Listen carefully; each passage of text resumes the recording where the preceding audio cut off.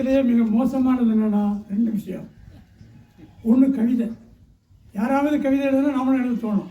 அப்படி தான் நான் எழுதுகிறேன், நீங்களும் எழுதிருக்கீங்கன்னு நினைக்கிறேன். இன்னொன்று காதல், இதுவும் பற்றிக்கும். அதனால தான் ஒரு பழமொழி சொல்லுவாங்க, கவிஞன், காதலன், வைத்தியக்காரன் 3 ஒரே ரகம் தான். இப்போ அடுத்து முகமது ஜக்காரியா அவர்கள் 2 வார்த்தைகள் representation of this occasion. English சரியான தெரியாது, சும்மா எனக்கு இங்கிலீஷ் தெரியும்.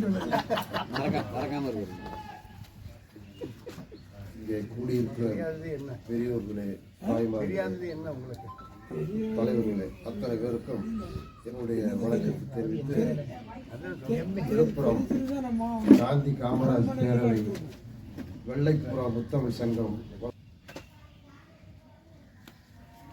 வழங்குவதற்காக இங்கே கூடியிருக்கிற அத்தனை பேருக்கு வணக்கத்தை தெரிவித்துக் கொள்கிறேன். நான் ஒரு 40 ஆண்டு காலத்துக்கு முன்னாலே திருச்சி மாவட்டம் அரியலூரிலே இருந்தேன். அப்பொழுது ஒரு லாட்ஜில், உறவுக்கார லாட்ஜில் அமர்ந்திருக்கிற பொழுது தோழர் நல்லக்கண்ணா அவர்கள் வந்து நின்றார்கள். சாதாரண சட்டை, துவைத்த வேஷ்டி சட்டையை போட்டுக்கொண்டு நின்றார். 1/2 மணி நேரமாக நிற்கிறார். அவர் யார் என்று தெரியவில்லை, தன்னை அடையாளம் காட்டிக் கொள்ளவில்லை. பிறகுதான் சொன்னார்கள், இவர் நல்லக்கண்ணா. அப்புறம் அவர்கள் ஐயா உட்காருங்கள் என்று சொன்னேன். இல்லை, இருக்கட்டும். அப்புறம் அவரை அழைத்து செல்ல ஒரு சைக்கிள் தான் வந்தது. அன்றைக்கு இந்த 2 வீலர் எல்லாம் அன்றைக்கு வசதி கிடையாது. ஒரு ஃபங்க்ஷனில் பேசுவதற்காக பேசிவிட்டு திரும்ப வந்து அவர் சென்னைக்கு சென்றார். நாங்கள் அதற்கு பிறகு இந்த விழுப்புரத்தில் இருக்கிற காலத்தில் இங்கே கம்யூனிஸ்டில் ராமமூர்த்தி என்ற தோழரெல்லாம் இருந்தார்கள். ஊரில் 4 கம்யூனிஸ்டுக்காரர் இருந்தால் போதும், 100 அரசியல்வாதிக்கு சமம். அதுபோல் அவர்களுடைய கொள்கைகளை பேசுவதற்கு எங்கேயுமே அஞ்சுவதில்லை. ஒரு பேருந்து நிலையத்தில் ஒரு மைக் இருக்கு, 4 பேர் இருப்பாங்க. அவங்க அதை பற்றி கவலைப்பட மாட்டாங்க. எதிர்த்தாப்புல யார் இருக்காங்க என்னங்கிறத பற்றிலாம் அவர்கள் கவலைப்படுவதில் அவர்கள் கருத்துக்களை சொல்வார்கள். அதுபோல் இந்த இயக்கத்திற்கு படாத பாடுபட்டு வளர்த்து அவருடைய தியாகங்களை எல்லாம் இங்கே இருந்தவர்கள் சொன்னார்கள். அவருடைய எளிமையும் அவருடைய தூய உள்ளத்தாலே அவர் செய்து கொண்ட பணிதான் இன்றைக்கு அவரை மிக உயர்ந்த இடத்திலே கொண்டு அவரை அமர வைத்திருக்கிறது. அதற்காகத்தான் நம்ம எல்லாம் இங்கே புகழ் பாடுகிறோம். நம்முடைய தலைவர் நாஞ்சில் கி. ராஜேந்திரன் அவரை பார்க்கும் பொழுது இங்கே விழுப்புரத்தில் மிக சாதாரணமாக நமக்கு தெரியும். நான் சென்னையில் பேருந்துகளில் தண்டையார்பேட்டையில் போகிறேன். அங்கே 10க்கு 10 போஸ்டர் ஒட்டியிருக்கிறது. அதிலே பெரிய காலத்தில் நாஞ்சில் கி. ராஜேந்திரன் பேசுகிறார் அப்படி என்று போட்டிருக்கிறது. அவருடைய புகழ் பல ஊர்களில் தெரியும். இவரை போன்று பல இன்றைக்கு தலைவர்கள்லாம் இருக்கிறார்கள். இருந்த இடம் தெரியாமல் அமைதியாக செயல்படுகிறார். இந்த இயக்கத்தை நடத்துகிறார். அத்தனை பேரிடத்தையும் தொலைபேசியில் பேசி அவர்களை எல்லாம் அழைத்து இதை நடத்துகிறார் என்றால் இது ஒரு சாதாரண விஷயம் அல்ல.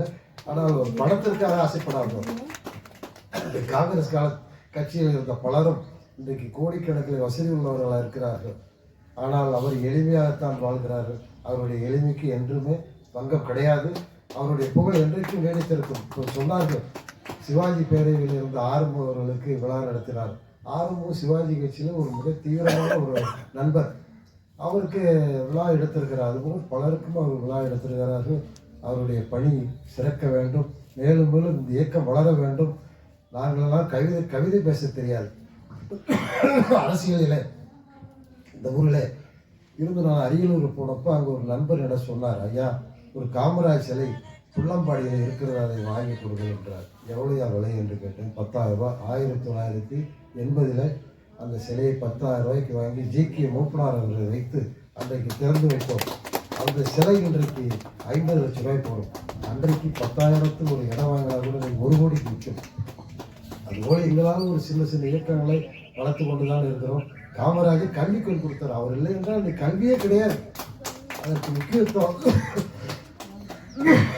அவர்தான். ஆகவே வழக்கறிஞர்கள் வந்திருக்கிறார்கள். அவரை பார்க்கும்போது சாதாரணமாக தெரியும். இப்போ ஒரு சின்ன பிரச்சனை எங்களுடைய குடும்பத்தில், அரியலூரில் ஒரு பொண்ணு பிரச்சனை. குடும்பத்தில் அவர் பணத்துக்கு ஆசைப்பட்டு ஒரு பெரிய இடத்துல வசதி திருமணம் பண்ணிவிட்டார்கள். அந்த திருமணத்துக்கு பிறகு அவங்களுக்குள்ள பெரிய சண்டை சச்சரவு. அந்த பொண்ணு வெளியில் போய் இன்றைக்கு அந்த பொண்ணை அது கேஸ் கொடுத்து விட்டது. அந்த கேஸை நாங்கள் முடிப்பதற்கு உள்ளாக வழக்கறிஞரை வைத்து கிட்டத்தட்ட 2 லட்சம் ரூபாய் செலவு. சாதாரணமாக இருக்கு வளைக்கிறாங்க. உள்ளே போனாலும் தெரியும் அதில் உள்ள சிக்கல்கள் என்ன இருக்குது, என்ன இல்லைன்னா அரெஸ்ட் பண்ணிடுவாங்க. இதற்கெல்லாம் நம்ம தயாராக போக முடியாது. அவர் சாதாரணமாக இங்கே உட்காந்துருக்காரு. அது போல